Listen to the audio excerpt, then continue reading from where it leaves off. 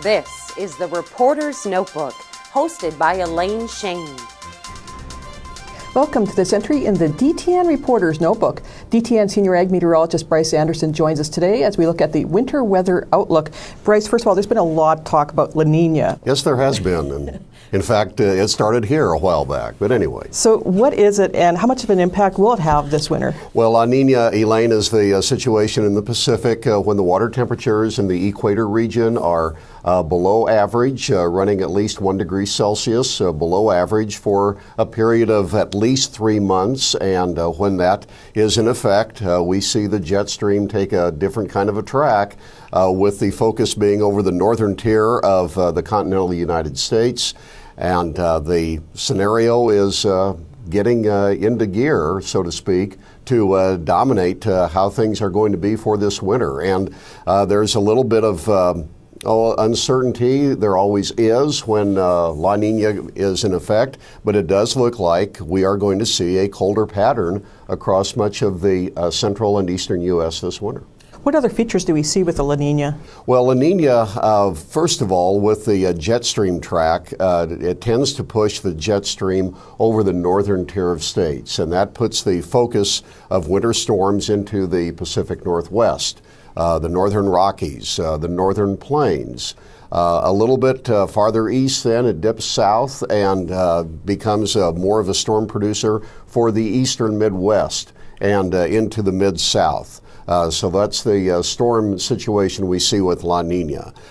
In the southern part of the country, basically warmer and drier conditions are in effect for the southern plains through the far west, and the southeast has a bit of a colder pattern along with some more frequent precipitation as well. What other things might be affecting the U.S. besides the La Niña? Yeah, this is where things get a little bit more intense, I guess, when you think about a colder pattern for this winter.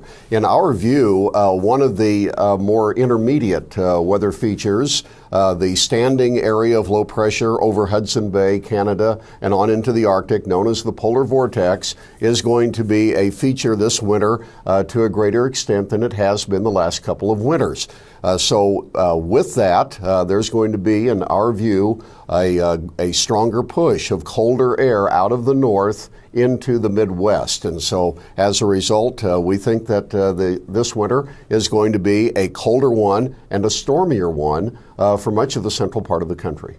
So what else are we expecting, I guess, this winter? Well, this winter, the scenario is going to be likely colder and snowier for the northern tier of states. In the Midwest, I think we are going to see a colder and snowier situation there. In the Mid-South, the Ohio Valley into the Tennessee Valley, ice storms are a stronger possibility than we've seen over the last couple years.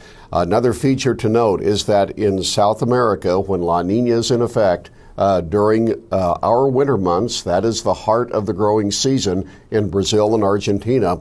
And La Niña is a feature that has a high relationship to drier conditions in southern Brazil and Argentina. So that's going to get a lot of attention to see if that might actually lead to a possible reduction in crop output in those two sectors of the southern hemisphere. Especially since they just started the planting season pretty dry too. That's right, they did. And so that's going to get a lot of attention as we move along into the end of this calendar year.